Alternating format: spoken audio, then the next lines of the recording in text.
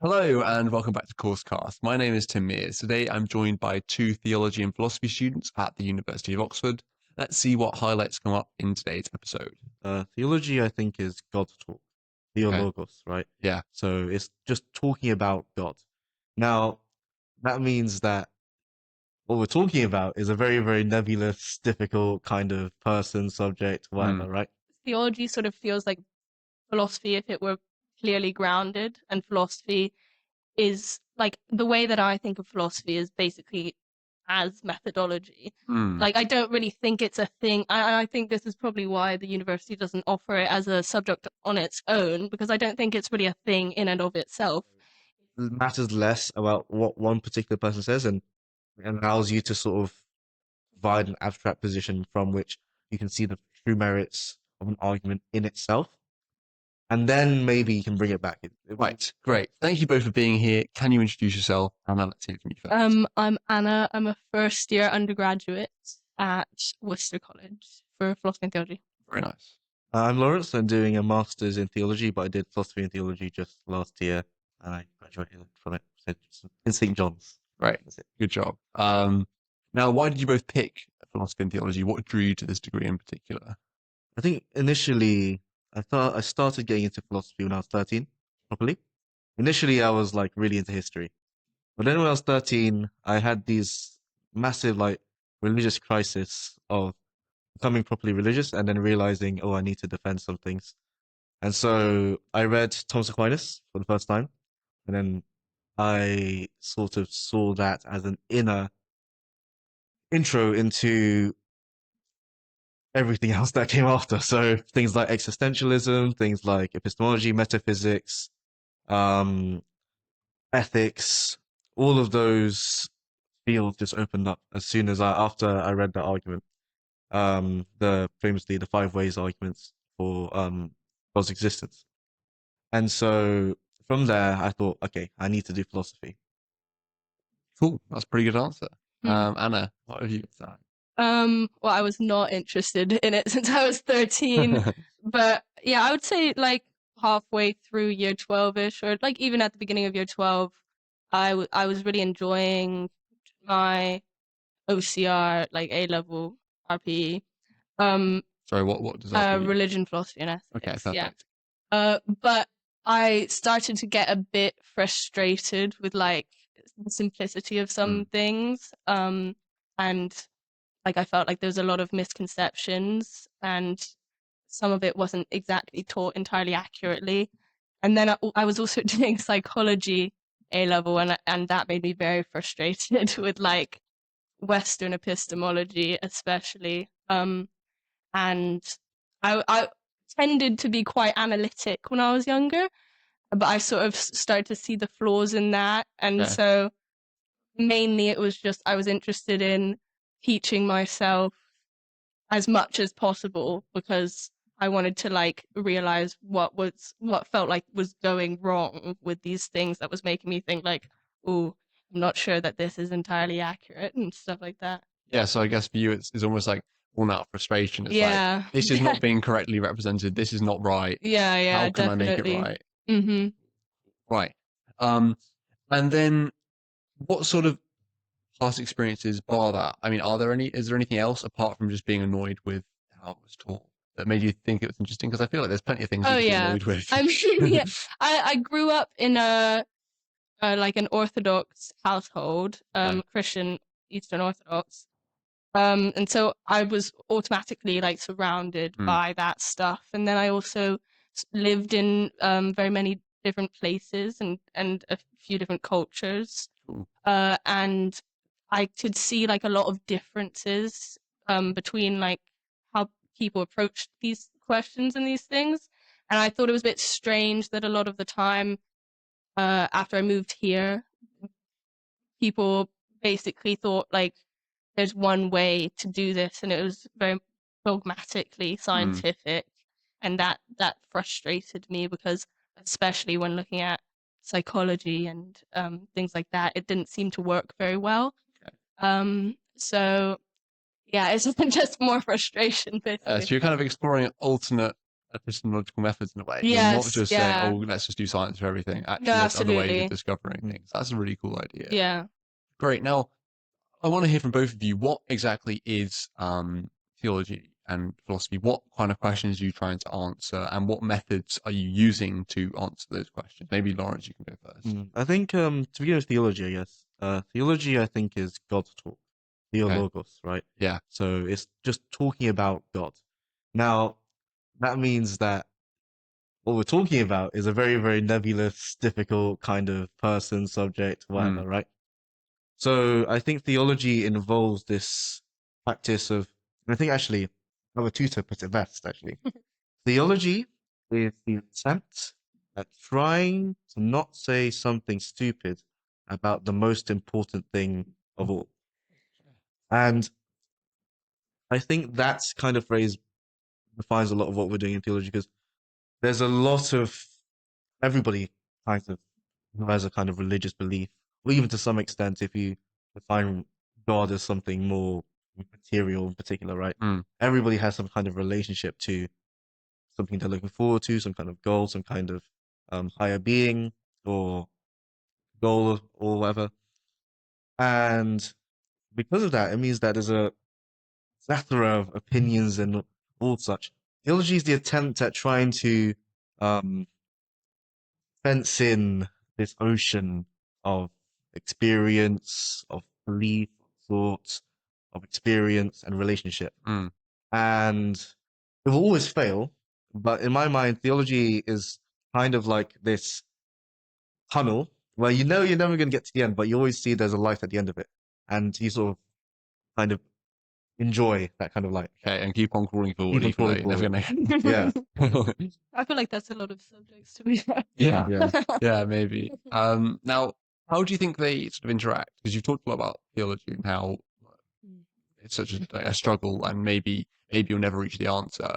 That's also been my experience with philosophy. Yeah. Do they are they helpful for each other? They are, I think, in terms of philosophy, I mean, the difference, I guess, is that theology does actually have some kind of basis or the ground, whatever ground it might be, right? Whether it be in Buddhist theology, trying to achieve nirvana and following the ways of Buddha, or in Christian theology, following the ways of Jesus Christ and accepting the various propositions of classical theology or developing it into new ways, as we've done in the modern era. There's some kind of foundation or language that is shared. In philosophy, however, it's, I think, much more destructive, right? The idea is to sort of, you have your argument, you find there's something wrong with it, so you either show why it's invalid or you disagree with one of the premises and show why the argument doesn't follow. It's unsound. And so I think philosophy is all about, there's no kind of grounding. I mean, there's a sort of similar language that we're using to try and talk to one another about whether or not this is true or that's true or this is true or that's true. But in terms of actually setting a sort of foundation of discourse, I think that philosophy is all about criticism and destruction. Whereas theology actually tries, in some sense, to be a bit more creative in terms of you have your foundation, but let's build something up from that. And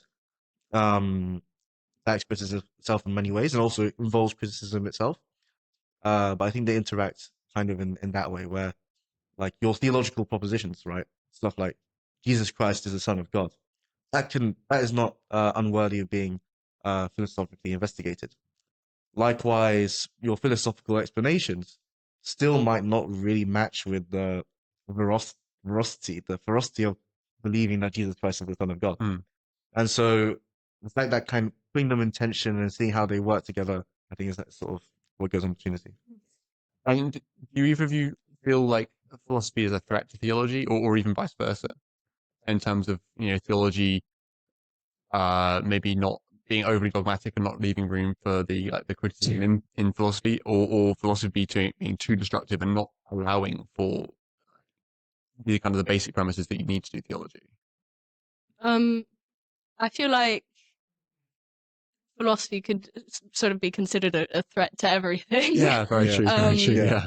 But I think a good thing about doing both is that theology sort of balances out that destructive tendency. Hmm. And so it uses philosophical methods in much more constructive ways. And, you know, in many ways, philosophy is a threat to itself as well, because Yeah. it's always just going around in circles and building something up just to destroy it, because you can almost always make an argument against something. So it could be a threat, but I think that they do complement each other quite nicely. And, you know, obviously it has been a threat, but it doesn't have to be a threat. It can also be very useful. Now, both of you, I know you've had less time here, but I'd be interested to hear what's been like the most enjoyable thing that you've learned about, or maybe the most is too hard, but a few things that you've really thought this part of the course is really special for me. And that can include your masters now as well, Laurence. So yeah, don't mind who goes first, if anyone's got any. I think the most enjoyable part, my most enjoyable tutorial was, I think, about Kierkegaard. And it was with our tutor, Peter Groves. And when I first met Peter, he told me he hated Kierkegaard. He was like, I hate Kierkegaard. And so I made it my particular mission to try and convince him to like him. Now, to say that I was successful in that mission, I'm not successful. He still does not like Kierkegaard. That's the thing. But the success in which I felt that the threshold I wanted to reach was at least to say I'd written something that would sort of move a very unshakable man. And what I ended up writing, and I spent a long time writing it. I stayed up till 2 a.m. just like trying to make sure everything was correct. And when I had the tutorial, he said, "This is very nice," and he said, "I'm going to try Kierkegaard." Now, from my perspective, this is really, really significant for me in terms of both like moving this unshakable guy, but in terms of the figure that we're talking about, Soren Kierkegaard, who very much is a very, very contentious figure. He's a person who lots of people know, but rarely anyone gets right. But one of his main ideas when talking about philosophy and theology is at times he seems to think that philosophy really is limited in talking about theological questions. It's very limited. If you want to talk about the incarnation, about Jesus Christ, your philosophy won't get you there. Get you somewhere, but it won't be have anything to do with faith. And so it was both about trying to present that tension and the kind of thing within me was just sort of tearing myself between being more, am I a theological philosopher or philosophical theologian? Which I think everyone who does philosophy and theology ends up at the end thinking, oh, I think I'm much of a one over the other. But trying to find that balance, basically, of showing like, and his points were right. His main objection to Kierkegaard is he doesn't really care about philosophy. And that philosophy does actually matter about things, especially with regards to theological subjects. So, that was the best moment. Cool. Anna? Yeah, I think similarly, the paper that you do in term 1 for philosophy and theology, the Jesus through the centuries one, I found that really interesting because basically every week was a whole different interpretation and philosophical. It had different philosophical approaches throughout time to, you know, the incarnation and stuff like that. And especially when we got to like the 19th century stuff, Strauss and Bultmann, you could do a lot of stuff with the philosophy that they use, like Hegel and Heidegger and existentialism. And so that is very interesting, if I feel like, for someone who's doing both, because you can hone both of those interests at once and try and combine them to approach something that maybe theologians that look like just theologians wouldn't necessarily do it in the same way. So yeah, I think that's nice. Yeah, that brings me on nicely, actually. I was going to ask you both why you didn't just do straight theology. I mean, especially you, Laurence, because you seem very, obviously doing a master's in theology. So what kind of new perspective do you think philosophy brings that makes it a valuable thing to study alongside and not just do theology on its own? I think initially I wanted to do philosophy, not theology. Actually, Okay. I was initially I was like, I thought theology was, I didn't mind if I did PPE, or did philosophy in English, or philosophy whatever. I just wanted to do philosophy. That was because I was very, very critical and very, very, kind of destructive at that time in my mind.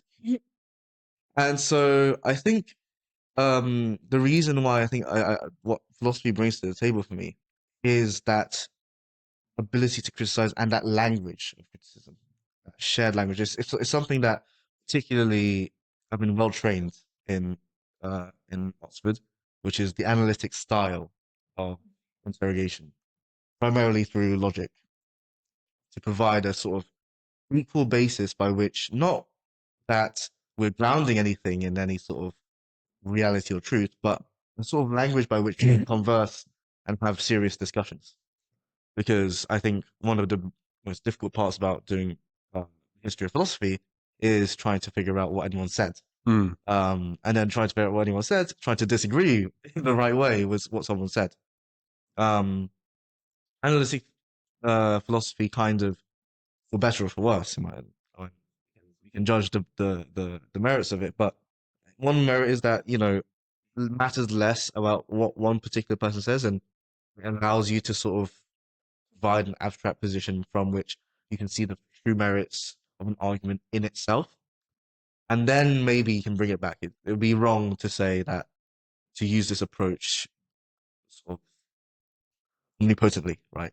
If you do that, then you end up sort of stuck in this endless cycle of arguments that Emma's talking about, right? Yeah. So if you bring it back and ground it back in something like theology, so like what would be really interesting, I would find as a project, would be to look at arguments from like church fathers and see what would happen if you sort of formalize them and see if they're valid and see if their arguments work, and then sort of bring it back and say, okay, that makes a bit more sense as to how the argument itself. So let's say Prometheus, right? His argument against Arius that God the Son is homoousios, is the same substance as the Father. So his various arguments for that, if you can sort of provide a formalization of that, a clear mind about it, some clarity, because when he writes, it's not very clear.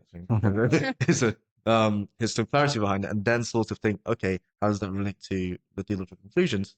I think they have a nice conversation there. Yeah, I think similarly, it's nice to, as Laurence was saying, have the theology sort of feels like philosophy if it were clearly grounded, and philosophy is like the way that I think of philosophy is basically as methodology. Like I don't really think it's a thing. I think this is probably why the university doesn't offer it as a subject on its own, because I don't think it's really a thing in and of itself. It's typically a method which can be applied. And then also the type of philosophy that tends to be offered at Oxford is very analytic. And in terms of what I was frustrated with epistemologically, I would say that sort of a lot of that came from dogmatic analyticity. And so I think by combining the two like subjects, theology offers not always such a analytical approach, and it's more open for you to sort of look at Eastern and Western philosophy. And that I was interested in doing like a sort of Hegelian dialectic type thing where you could synthesize the two sort of these opposing approaches and try and find something much more valuable or more accurate from doing that. So it's almost like a shared project of philosophy and theology working together, rather than being opposed. Great. Now speak to me about course structure. We've talked about like the nice, interesting theoretical stuff. What does it actually look like day to day? Talk about undergrad first. I guess probably changes through the years anyway. And then maybe we could touch on masters.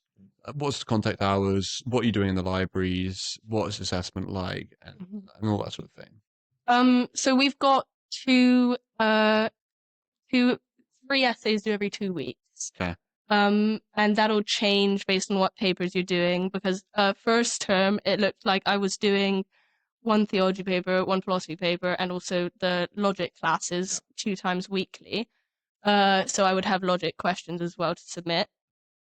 The contact hours very few compared to STEM students, obviously, but the essays take up a lot of time.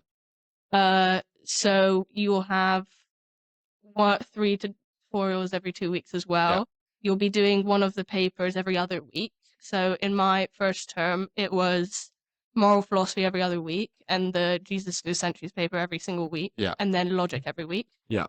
And then this term is a lot more relaxed because I had like almost all of my lectures last term. So I had 5 weekly last term, and now I've got two lectures Wow. weekly, which So is chill. nothing. It's all on Tuesday. So it gives you a lot more time to look at what you want to do for next year. So I've been to some second year lectures, which is interesting. And I'm doing more philosophy this term. So I'm doing Gen Phil every single week, and I'm doing the intro to the study of the Bible paper every other week. And I know that at the end of this year, when you pick your options, you can sort of either choose to go more philosophy, more theology, or do a 50-50 split.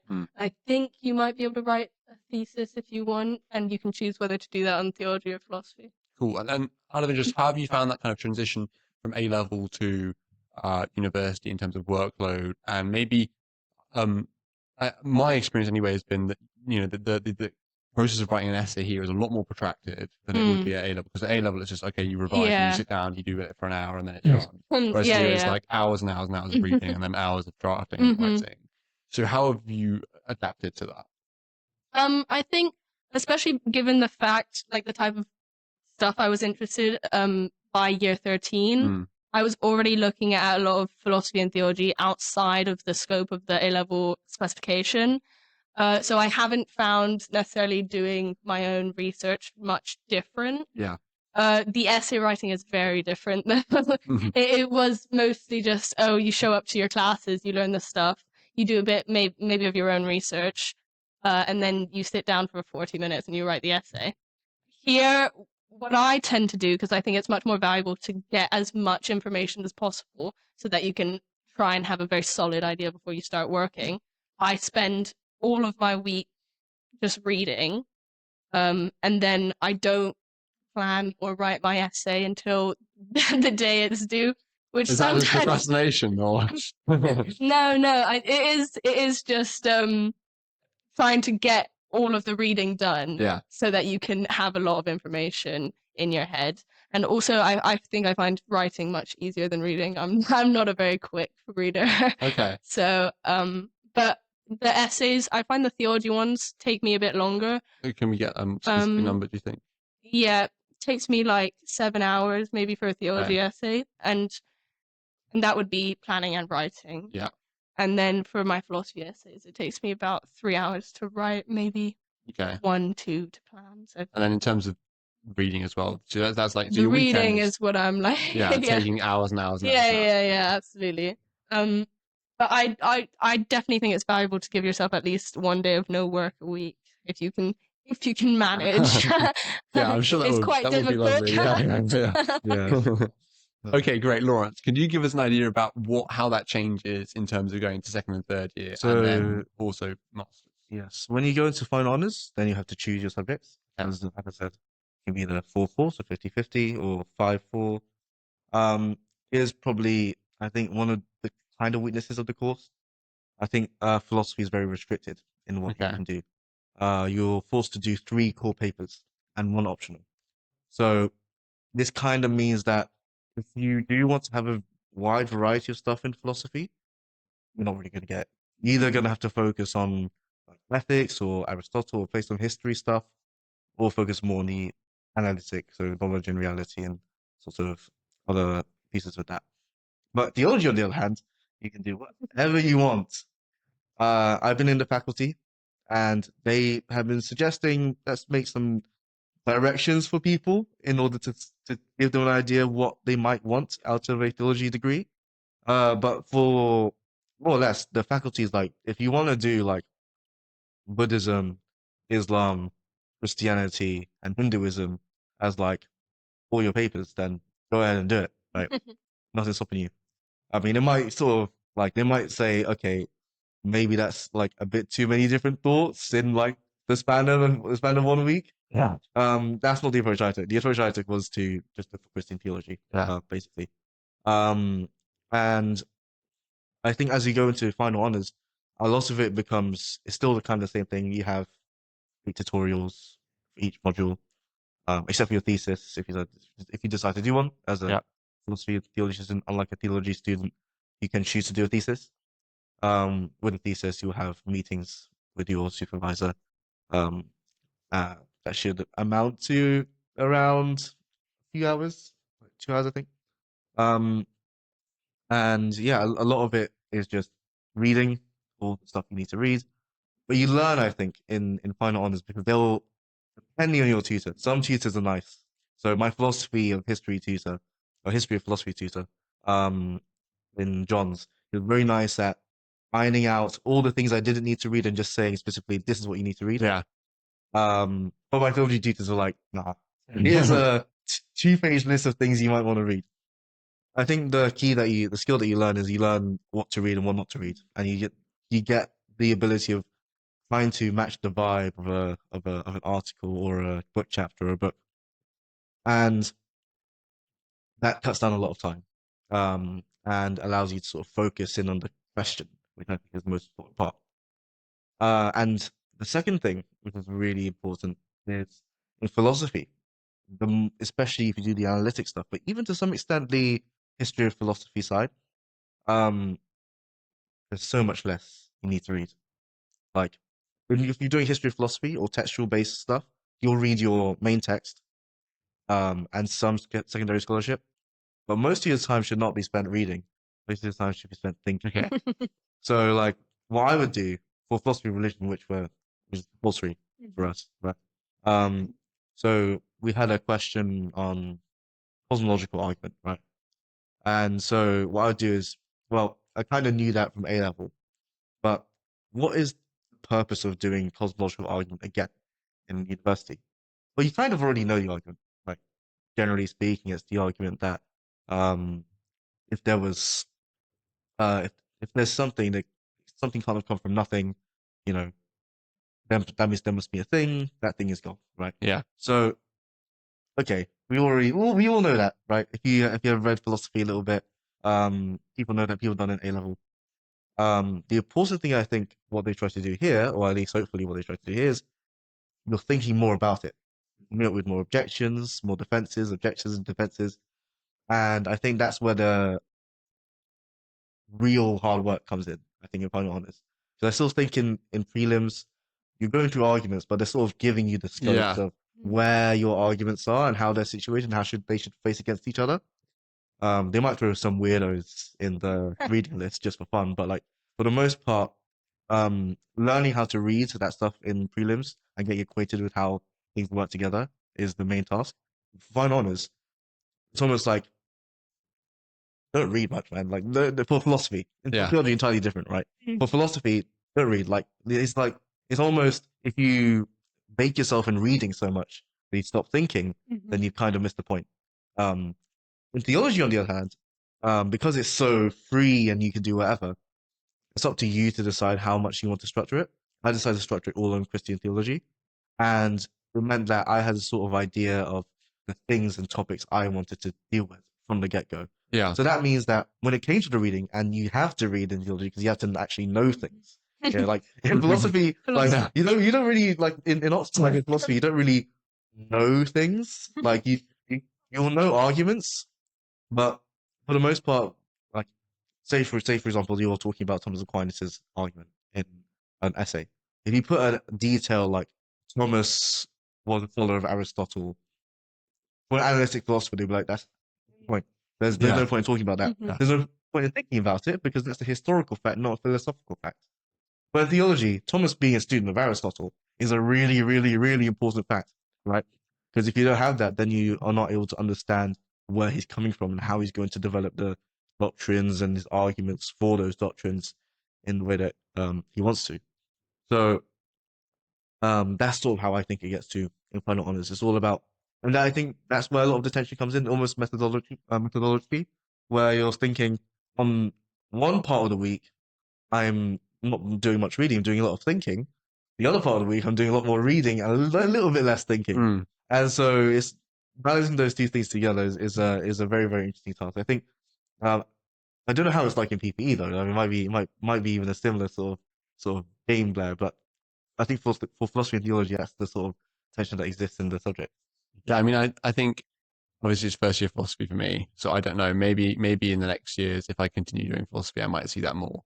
Right now, it's just how fast can I get this essay done? Yeah, Basically, yeah. is my approach to it all. Yeah, that's what prelims are, man. Like, They definitely do guide you a lot more in the philosophy papers, I think. Okay. I think you're much less like they want you to make some original argumentation, but I don't think they want most of your paper to be original in any way, at least for prelims. But the theology you can be a bit more creative, and they like that a lot Yeah. more. And by the way, prelims is That's the first year exams, preliminary examinations. perfect. Now, wanted to pick up on, oh yeah, so tutorials in general, how have you both found them in terms of how useful are they for your learning? Could you do all this without the tutorial and be just fine, or do you think that the tutorial system brings some like unique level of understanding that you wouldn't otherwise get? I think the tutorials are like really good. Part of the reason I specifically applied to Oxford was because of the tutorial system. Um, it's very interesting the different types of tutorials you'll have, because they're really not all the same. My theology ones are you barely speak about the essay. It's just a lot of speaking about the context, speaking about ideas, which is really nice. And sometimes you'll have a tutor who likes to lecture a bit more. And the philosophy ones are much more about the arguments inside in the essay so far, at least, and sort of going through those and trying to challenge you, and see how much you can push back, which is also very nice, and it's good to have that sort of someone forcing you to think Yeah, about it, definitely. because you can do the readings and sort of come up with an idea and write it down, and that's all well and good, but once you get like in a room with some good one-on-one conversation, you a lot more creativity happens, and you can really do that on your own, I don't think, which is Yeah. quite valuable. yeah, I mean, I think tutorials. I mean, they're the heart of Oxford. I think. Yeah. I mean, I think for both philosophy and theology, they're so helpful in terms of knowing where you are, knowing especially where you went wrong. And I think one of the things that's really useful about tutorials is that it does show you the inner workings of a particular academic and how they approach the subject, and it gives you a sort of new lens, right? Because I think in this whole process of reading, thinking, writing, you're sort of just by yourself. I mean, you're by yourself. You're not really by yourself because you're with the people you're talking to, but for the most part, in terms of actually like your ideas and your sort of perspective, it's all very kind of Like lonely. homogenous. Yeah, it's homogenous. It's lonely. So to some extent, when you go into the tutorial and you realize, oh, here's the parts where I got wrong. Here's a new way to look at it. I think that's the real part where learning happens, right? Um, and if I didn't have tutorials, like if I, for example, like this whole thing with Peter goes in Kierkegaard, it's like I wouldn't have that drive to Yeah, that's definitely true. it gives you sort of it's a bit more of a personal interaction. It's like I have a drive to sort of convince this guy of my opinions because I'm right and he's wrong, and that's the kind of personal aspect I think that tutorials give. And I think as well, it's the distinction in philosophy and theology is really, it doesn't really change as much, I think, in FHS as well, if I'm honest. For second, third year, um, you end up just looking at arguments. I think when you go deeper into it, into fine honors and philosophy, you'll look at your argument, they'll tell you, here's why it was right, here's why it was wrong. Let's talk about a different way of arguing this. So, for example, in one of my philosophy of religion tutorials, I presented a deductive argument about fine tuning. And my tutor's like, oh yes, this is valid, this is good, it's clear, it's nice, but have you ever considered about probability? And then he just, I mean, because I read the papers about probability, I was thinking, okay, I could make a deductive argument, which is an argument which just says premise one, premise two, conclusion. If two premises are true, the conclusion follows. If I just made a deductive argument, it's a bit boring. And so he was like, oh, here's a more fun way of looking at it. If you consider the probability of um, things like the cosmological constant being evidence for God's existence, uh, to what extent does it shift the boundaries? Does it move you to one side or the other? And so it just gives you a new lens to look at things. I also think, like, particularly, at least I've found that the text-based stuff that we do, so in first term for the Jesus paper, we did some poetry, and I've never been able to, like, connect with poetry. I'm not that, I guess I'm too philosophical.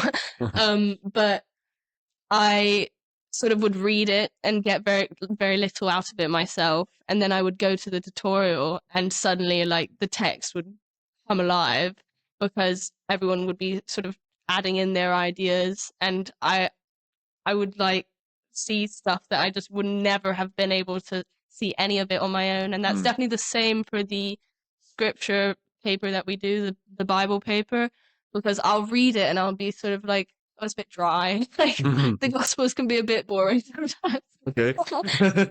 No. But you know, when you're faced with, oh, I have to read this text and then so many secondary readings and write an essay, it can be like, okay, let me just get the information in. And you miss a lot when you're doing that. And then I'll go to the tutorial and my tutor will sort of just like pick out one line and spend half an hour getting so much from it that I just never would have ever been able to get on my own. Even from the readings, it just doesn't jump out at you the same way. And I think that creative process is also like very beneficial because it would never have happened. Yeah, definitely. Especially when you've got so much on, you're just rushing, trying to get everything, tick all the boxes, and not necessarily having that reflective time. And even just an hour with another brain it is gives a you good some time to breathe. It is good. Yeah, for sure. And how does it look for your master's program? Do you still do tutorials or? I do some tutorials. I guess they call them supervisions nowadays. So in my master's, I have tutorials on formative essays, of which there are 4. Right. These are basically the standard Oxford tutorial where you sit in a room with an academic and you talk about an essay or a topic. But for the most part, a lot of the learning happens in seminars and in classes. So last week I did a presentation for my class, and it was next to there's a new member of the faculty, and he happens to be the expert on the on the exact thing I was doing a presentation on. Luckily, I think I didn't entirely mess up. Great. So Well done. I think he was quite happy with most of what I said. But yeah, a lot of it happens in seminars and in discussions. I think in masters it's much more on you. That's so the tutorial system is that sort of checking in, guiding point of your thought process throughout the entire course and it's all particular modules.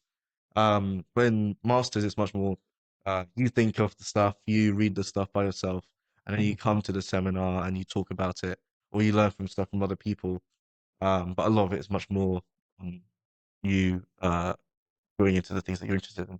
Yeah, and did you do a dissertation for your I did do a and dissertation. was that very much leading into your master's? Yes, I was leading into my master's. The dissertation was basically a sort of first taste of that independent research. And were you decided on a master's before the dissertation? Yeah. Or was it? Okay. Yeah, I decided that I wanted to go on and do a master's long before I did dissertation because I was like, and that's why I chose to do a dissertation, even though philosophy and theology doesn't require you to do so.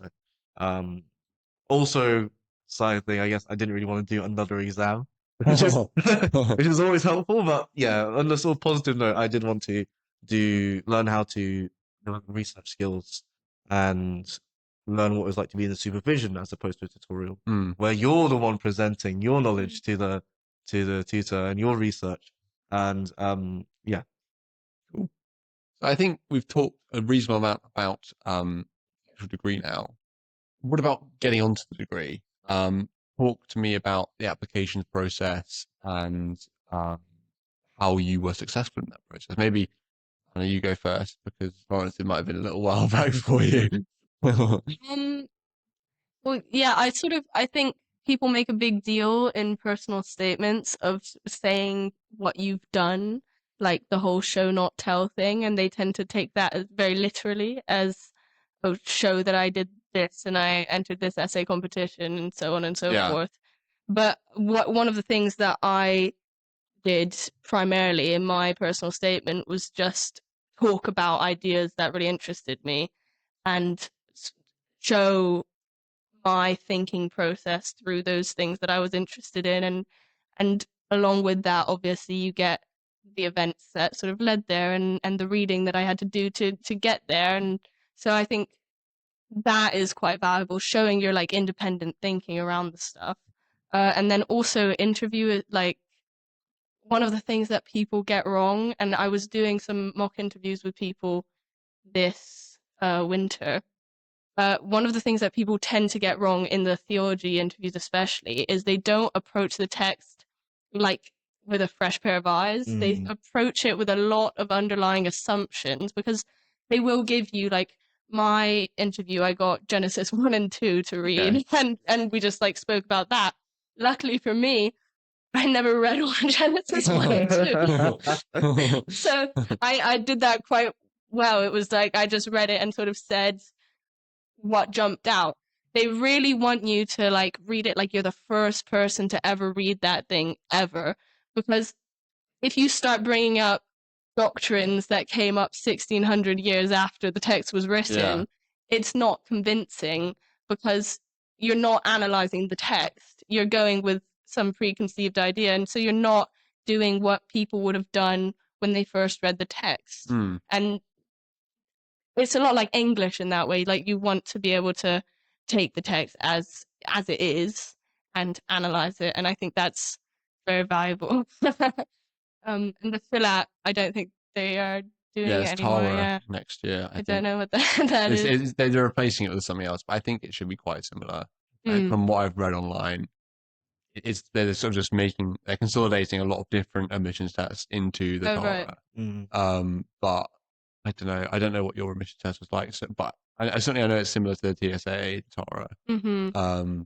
But maybe not in terms of you. Well, I suppose the preparation is quite similar. It's just practice. Do a lot of practice. Really, you don't even have to write necessarily. If you just sort of read through a lot of the questions, decide what you're better at. Because we had some choice between doing like an essay or logic questions.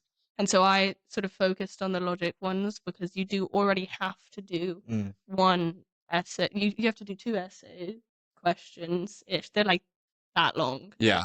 And then you get a choice, or I got a choice between some logic and essay questions, and I thought, might as well not. Yeah, fair enough. Do a lot of essays. Okay, cool. Then Laurence, thinking back, what made you a successful candidate? How did you make the interviews go well for you, that sort of thing? And also then looking at masters, what was the process like getting into a master's program? So, I mean, casting my mind back to the ancient days, 2021 and 2022. Wow. So that whole process, I think, was quite haphazardly for me. So I'd advise you not to do the things that I'm about to tell you. Okay, great. So here's one thing you shouldn't do. Don't hand in all your stuff at the last moment. Okay. So my personal statement and my references, it was like, how long? It was like 6 hours before the deadline. Oh my goodness. I submitted everything. The philosophy test, my application for that was also, I guess I don't know if it's the same as the Philat, the philosophy test. I think it is. It's the same. Yeah. Okay. So that one I didn't do much preparation for because I was just like, I mean, they're just going to ask me a question, so I'm just going to answer it. It's quite fun, actually. Yeah, it was actually quite fun. Mine was on, can atheists pray? Oh. That was a pretty good one. I enjoyed that question. I answered, yes, they can pray. The process for that was a lot of it was reading through a lot of different things and being interested and showing that that's the things that you do. Because when I was in year 12, I was really obsessed with like, I need to go to this essay prize, this essay competition, write this, write that, already be a published author at the age, like, but really that's not what it's all about. It's all about your ideas and what's going on here, and if you're capable of dealing with some pretty difficult ideas and coming up with not necessarily novel solutions, but interesting and personal solutions to these issues. So in my I had 4 interviews. Wow, 4. So 2 for philosophy, 2 for theology. Right. My one so I had both of my John's ones. My John's one for philosophy, I felt like horrible. Yeah, this is the It's main. a- All of the philosophy interviews just feel like they go horribly well, wrong. actually, maybe like come to think of it, maybe it was like maybe the feeling was probably good because what happened was so the interview began with my tutor and another guy, and they were talking about Hume's theory of causation. Right. So it's the theory of, well, you don't really observe causation, so things are just sort of, there's no necessary connection between Mhm. event A and event B, right? It's just perception. So just perception, all those variables. And so they presented me with a definition, and I was explaining what I thought the definition meant. And slowly but surely, they were just leading me down a hole of Yeah. accepting different premises Yeah. until the final It's part tricky. where I was like, okay, I'm actually not comfortable with this definition anymore. And so they hit me with the, oh, can you rework the theory then? With 5 minutes left to go. Yeah. So I can't even remember what I said. It felt so dramatic at the time. Pure panic. It was just pure panic. I just sort of said something.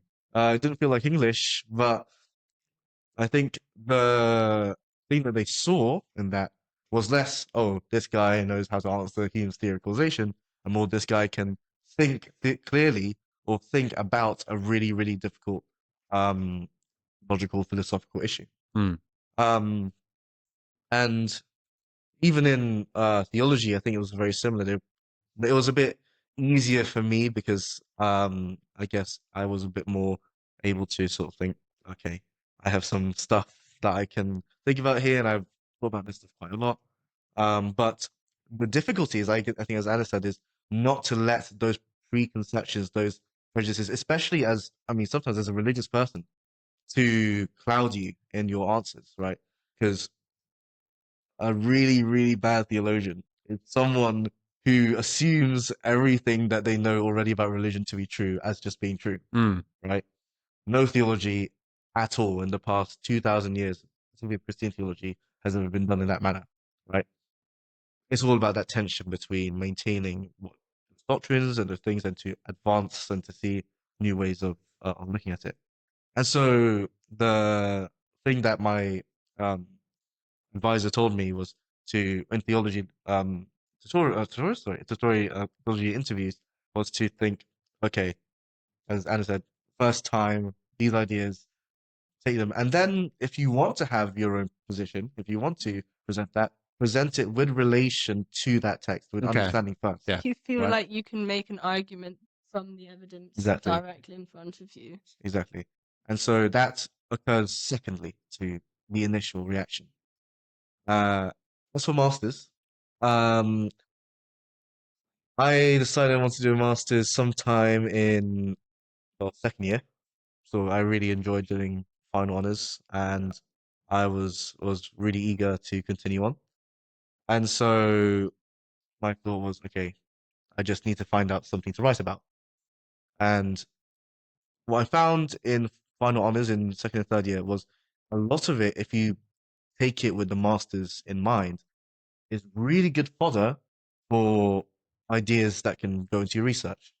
So my big thing was Kierkegaard, and I'd learned a lot about the Oxford movement and John Henry Newman, who recently became a doctor of the Catholic Church recently. And so I was thinking, okay, these guys are pretty cool. And over the next few months, as I came to the master's application time, I decided, okay, I have a sort of idea of where I want to go at, something I could say. And so I wrote down some ideas and what my dissertation is going to be on, what my main research is going to be on, and also use my tutorial essays, which are the best ones, hopefully, as the written work example. Because so for masters, you need to have a research proposal, you need to have some written work and some references. And the written work may seem a bit daunting, but then you realize actually I've done a lot of writing. I've done a lot of written work over the past 3 years. Yeah. Because Oxford doesn't You don't stop you say. from writing ever. So you pick some of the nicest parts and you obviously tailor it, you provide context if you need to. And you put that into your application. And luckily I was getting the only part I think about postgrad, which is every postgrad's problem, is funding. Really. Mm. It's money. If you're not able to pay the fee or you can't really justify yourself taking out a loan, that's the part where the practical side of it comes in. Fortunately, I was very blessed. Worcester has given me everything I need. So, um, uh, yeah. So that's still something you have to look out for, right? Yeah. Something you have to search. So half of my time was spent, let's think about research. The other half was spent, let's think about money. Mm. And so I applied to all these different programs everywhere, and I was praying that one of them would accept me, and luckily Worcester was able to provide that. Great. Now you mentioned praying, and this somewhat leads me on to talking about how faith interacts with this degree, because obviously you are discussing things that inevitably affect your faith, right? How do you feel as a religious person doing this degree? Do you find it destabilizing at times? And maybe what sort of advice would you have for somebody who is a person of faith going into a degree like this, where they might face some quite substantial challenges to it? I think it's destabilizing, but destabilizing in a good way. Okay. I think faith is nothing really without doubt, right? Just look at apostles, Okay. right? Did any of them believe in Christ when he died? I know, none of them did. But nevertheless, you can still hold to those positions if you can still seek out your religion within a philosophy and theology course. And in fact, I think what ends up happening, and I think this happened to me, and I think it's different for how each person approaches their faith, each person approaches their religion. But for me, I find the intellectual aspect of religion, the intellectual contemplation of God itself, to be really edifying and really upbuilding and really prayerful and spiritually meaningful. So some tutorials have felt like prayer, have felt like an interaction with God. Wow. In the sense that I have spent a lot of time thinking about, let's say we're thinking about incarnation, right? Spent a lot of time thinking about the incarnation, about human nature, about grace, and in the tutorial as a religious person, talking with someone who's an expert on the matter, it's almost like there's a bit of God is present, right? In that moment. So seeing God in these moments, not just in the sort of happy, clappy, like I'm in church where I agree with everyone else sitting next to me and we're all believing exactly the same thing, which is not true. But like having that kind of position of just pure stability, I think is a bit of a false kind of castle that you put yourself in. It's one that can easily be torn down, and really struggling, wrestling with faith. Something as famously, particularly in the Hebrew Bible, the story of Jacob and the angel, right? Yeah. Him wrestling the angel to seek his blessing. It's wrestling God to seek his blessing. And I think to some extent, the intellectual aspect of that, of course, for Jacob is very physical. Yeah. But I think one can sort of use that as a type to say, intellectually, when I'm also trying to wrestle with God, also trying to seek out a blessing in even some of these very, very difficult times when you're presented with like really good arguments against God's existence or against a doctrine you might believe in. So yeah, for my part though, I've always made a bit of a harsh commitment on myself to always defend the sort of orthodox Christian line Okay. every single one of my essays.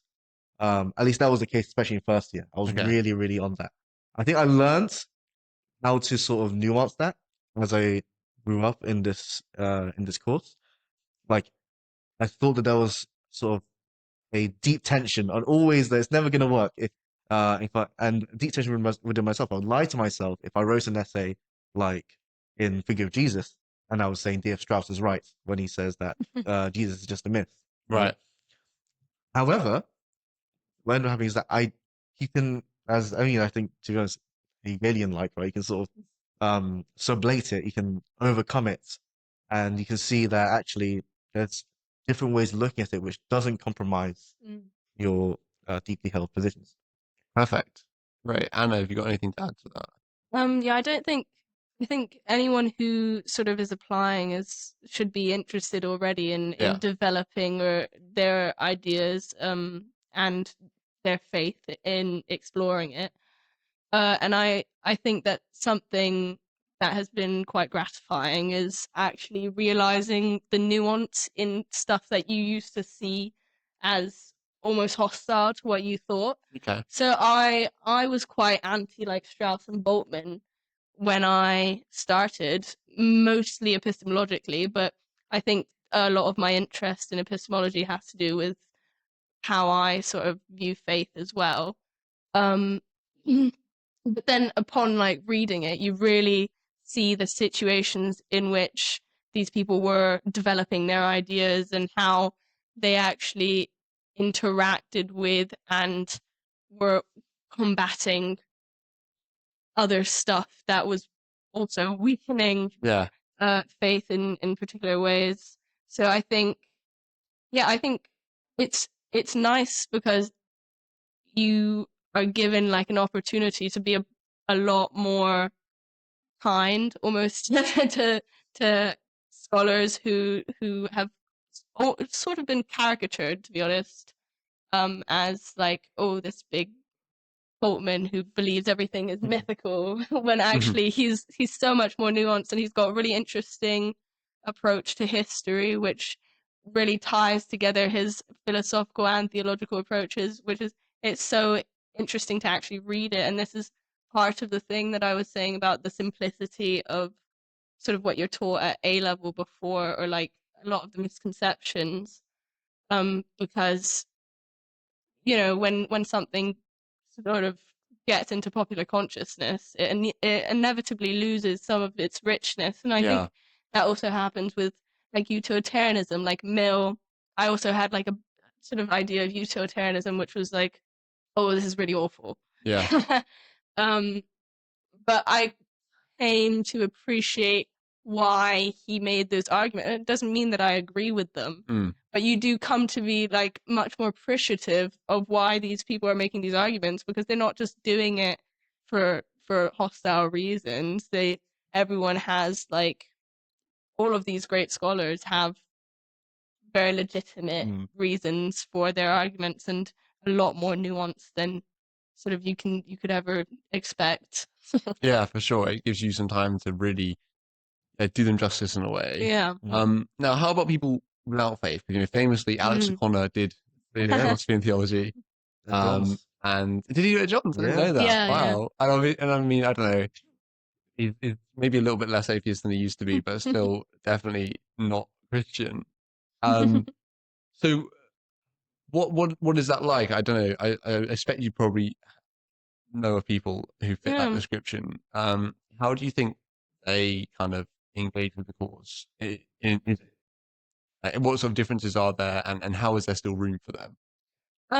I think they sort of take a similar approach, at least if they're sort of trying to do anything honestly. Yeah. They're also here to develop their own ideas. Like no one's pretending to be interested in the degree. I mean, they got here and they applied. Yeah. So they're interested also in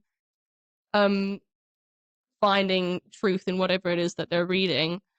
But I think it's really nice actually to have all of these different like perspectives, to be able to speak to people who almost applied because they don't have faith, and they want to like they do want to sort of oppose it and like challenge it. And it's really nice actually to see how that develops, and how any dogmatic person, because I think all of us starts out a little dogmatic. Definitely. Sort of comes here and realizes this nuance, and everyone just becomes a lot more balanced. Just throughout the first term, I feel like you can see it, and it's I think people realize that this thing, that there's a lot of nuance, and everyone is sort of looking for some degree of truth in everything, and Mm. there's a lot less hostility than you might expect. That's good to hear. Yeah. Anything to add on that, Lauren? Well, I mean, coming from the College of Alex O'Connor Yeah, himself, the great master. I think, yeah, for non-religious people, I think it's just, I think, as important as a religious person if they're interested in these same kind of questions, right? Whether it be like trying to sort of argue against it or just engage with it, sort of intellectually, it's just providing another voice. And I think I won't say exactly what that means for them because it's hard for me Yeah, to definitely. take that position exactly. But I can definitely say, like, for my part, I find those people to be the most interesting to talk to sometimes, even more than I have many friends who are theologians and are very, very religious. Mm. And we have great conversations. You can sort of engage in your own Hegelian Yeah, right. dialectic Yeah, by exactly. finding someone who's antithetical to yourself. Exactly. Those are the best kind. In That's fact, how creativity. in my opinion, those are some of my favorite kind of Yeah. theologians to Okay. speak to. Mm. The theologians who just like who just completely disagree with everything that I have to say, and so and can deconstruct your argument in all these various ways. And if, like, for example, like if they say to you, like, for example, I was asked this question, oh, do you really believe in the Immaculate Conception of Mary? Yeah. And that Mary was born sinless, to be sure.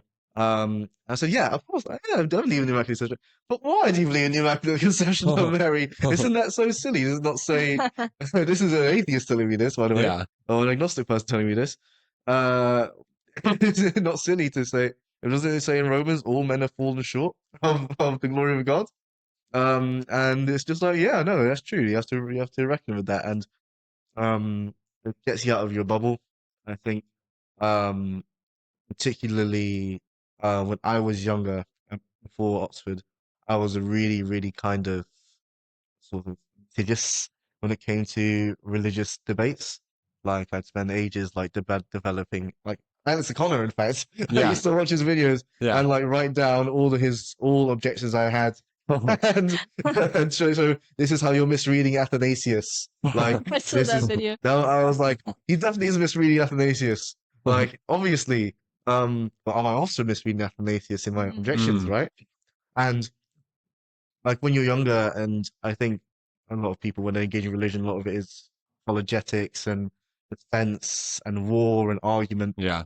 I think in this course, what you provide is actually kind of a very, very helpful opposite. It's a place where like people from all kinds of sorts of belief systems and positions sort of come, and you can just engage with them in a sort of healthy manner. Um, and that is, I think, far more constructive Yeah. than whatever I was doing at the age of like 16. You sort of imagine everyone's a Richard Dawkins. Yeah, Or exactly. like some dogmatic fundamentalist. Yeah. You're not. Yeah. Well, yeah, it's a spectrum. Like, Yeah, people yeah. have varying levels of belief and disbelief if you're a religious person. And yeah, I think it's just really helpful to see the other side. Yeah, for sure. Now, what sort of communities are you guys engaged with aside from, the immediate university, whether that's societies or religious communities or whatever? Because obviously you're talking about different perspectives and interaction, but it's also obviously nice to have people who maybe share your perspective. So yeah, what do you guys get involved with outside of your degree specifically? I was really into Sock. Yeah, For the sock, first 2 sock. years. Okay. I love going What's Sock. sock for those who It's don't? a Socratic society where you have like a sort of topic like, does God exist? Is it illegal? Is it immoral to eat animals? Those kind of Okay. questions. Everything is social Is everything a construct. social construct? And then you have to give like a 5-minute speech, and then you can entertain people's objections from a sort of pedestal, and you're just like, here's my opinion.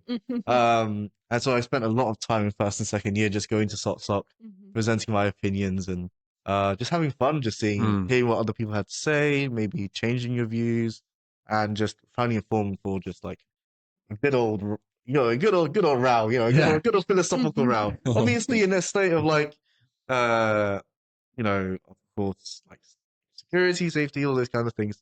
But it's a place where you can like really just go on and say whatever you want to say. Yeah. The great thing about that as well is that it's actually not mostly philosophy and theology students. There's physics, lots of physics and math students go to Socratic Society, and it's the same with Consciousness Society. There's so many math students who sort of think about that, and I've spoken to so many like strangely philosophically aware math students, which is just not really what you expect. It's true. Yeah. Yeah, I mean, that's really important as well. Like, it's not just our degree; it's just everyone in university just can have an opinion and say what they need to do. What else? Of course, I was involved with Catholic Society, or like Newman Society a little bit. I didn't go as much because I think where I found most of my socialization was in John's. Yeah. And just in college for the most part.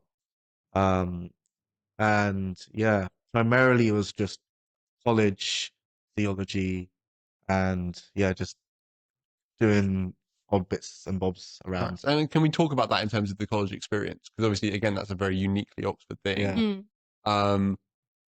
Yeah. Talk to me about what's college life actually like.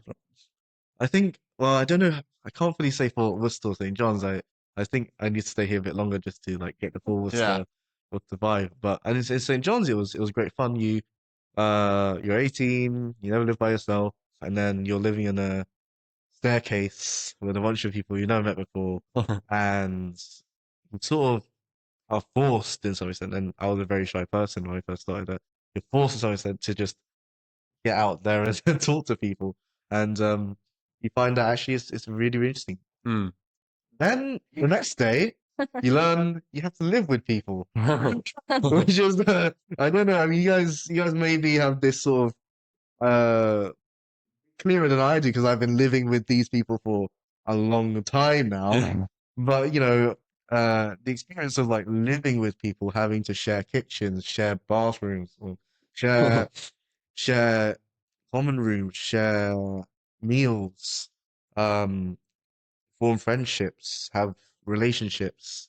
All these things go on. All the sort of fullness of like human experience, all just batched up into that's a good way of putting it. Really good way of putting it. Such a small place, right? And I think it just teaches you a lot about yourself, and I think that's one thing that the college experience does. And it gives you, I mean, hopefully, this for most people, it gives you a sort of outlook into how other people are, how other people live their lives, how other people have been raised. Of course, there are many people from all around the country, all around the world. You get to learn all these different languages, cultures, experiences, foods, and it's all just on your doorstep. And I think that's the best part of the experience. There's always something to do, and you always end up getting dragged into the most random stuff. So, like, I got dragged to rock climbing and AI talks, which I just never would. It's great because you never would have done these things on your own, and as soon as you've got people around you who are like, "Oh, we're going here," and you go and you end up finding something that you're actually quite interested in, and you just never would have known otherwise. Yeah, definitely. Okay, let's hear finally. Well, not quite finally, but almost finally. What's been your highlight of Worcester College so far? Oh, Worcester College. I think the people, like, you have to say the people. The tutors are really good.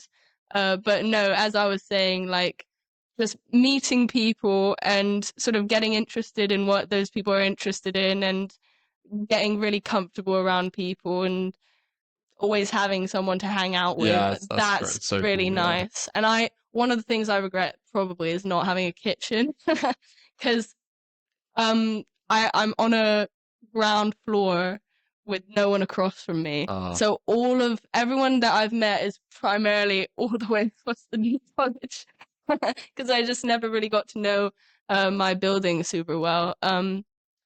But no, if you find people with kitchens, then you can just use their kitchens and get to know their friends, which is, I think that is the highlight. And then getting dragged along to cool stuff, like there's always some society or some karaoke thing or some way to get free pizza, which is or free drinks. That's very good. Laurence? I think my favorite thing about Worcester Oh, you can It's say hard. John's. I feel like John's. John's, You've been oh, at John's more. yeah, I so- mean, I think let's say I'll give one for both. I think Okay, great. in Worcester, I think one of the best things that I've encountered is the lake. Mm. Like you don't have that in John's. No. You have people in John's. I think the sports field as The well. Yeah. sports field as well. That is Oh, very Playing on. tennis in your college, Yeah, that is so good. That's Mhm. like feels very posh. that's the that's what I signed up for.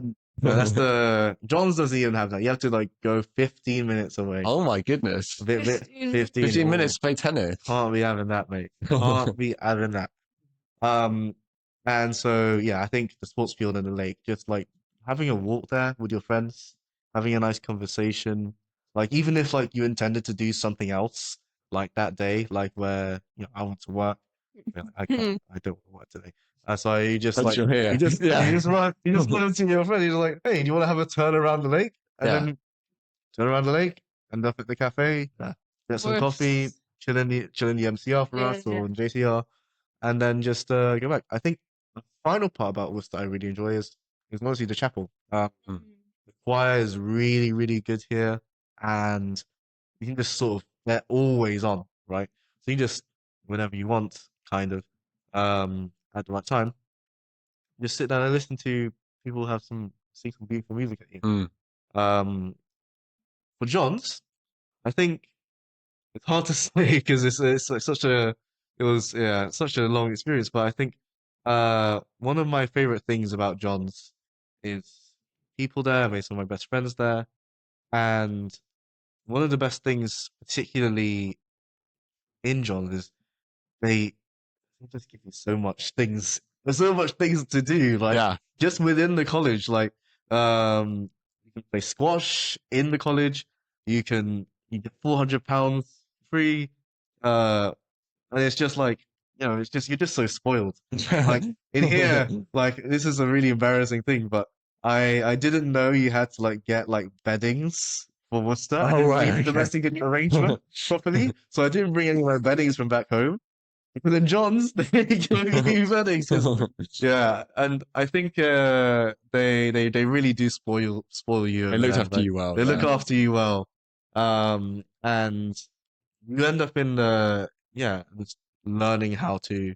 I think it just don't go for John's or Worcester, for any college. I think you just learn how to live with people, learn how to live in these different contexts, deal with the difficulties of living with people. Mm. But you just get through it at the end of it, and I think that's probably my takeaway from the college experience. Cool. So as we're kind of wrapping up, I wanted to ask you both if you think I've missed anything. Is there any part of the course or the Oxford experience you think people should know that I haven't brought up yet?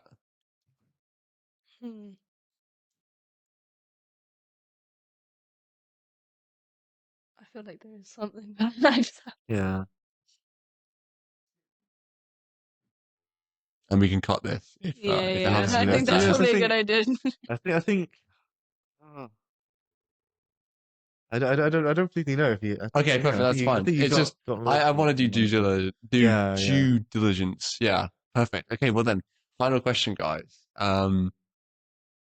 Thinking back to yourself in year 12 or 13, or of a hypothetical year 12/13, what is your advice to them if they're thinking about applying for theology and philosophy at Oxford, or just any university in the UK, really? I think the main advice would be to just do it. I think it's so daunting or intimidating to apply to Oxford at Yeah. all. And so there's definitely so many people out there who are really interested, and I know so many people who are really interested in something specifically and super intelligent, but just haven't been given the confidence to apply, especially to like an institution where they could really hone that and Yeah. be encouraged to read around it and discuss it. And I think that's definitely a big part of stuff, and that's why there's so many outreach programs. But Yeah. people sure. are definitely smarter than they think. They just need to be pushed. Yeah, I definitely. think. And I think also it's not like, I mean, hopefully people watching this have got the idea that although you guys are massive theology and philosophy nerds, you are reasonably normal people. Yeah, It's not yeah, like there's some exactly. like God that exists at Oxford. Yeah. It's like some intellectual. You don't crazy, have to be yeah. like extremely. That doesn't have to be the only thing you think about. Yeah, exactly. Yeah, for sure. So as long as you like think that you're interested enough in something and you'd really enjoy reading around it, Yeah. you don't have to think that you're the most intelligent person ever. You just have to apply and want to read and do it. Perfect. Yeah, I completely agree. I think especially with you as well, I'm so obsessed with trying to be the most intelligent person ever. Just like trying to do all these things, read everything, just stay in my room and not really go outside that much. And then, like when you get to Oxford, then you go through the thing, you just realize actually no, it's not actually all about that really. It's about you're interested in something, you're curious about it, you want to learn more, you have an aptitude for it, and so I think the advice I give to myself at year 12 is, don't be so insecure about your knowledge. You're probably a smart kid, I think, and you're very interested in this stuff. Just have the confidence to say, I can do it. And then, not be so anxious all the time about it. I think in that as well, it's part of the mindset shift that I think happened to me coming to Oxford is it's no longer, I'm not exploring this to be better than somebody else. I'm exploring this for my own intellectual gratification. I think that's a really important thing to reframe. It's not about doing the best in the test. I definitely didn't do the best in the test in my collections.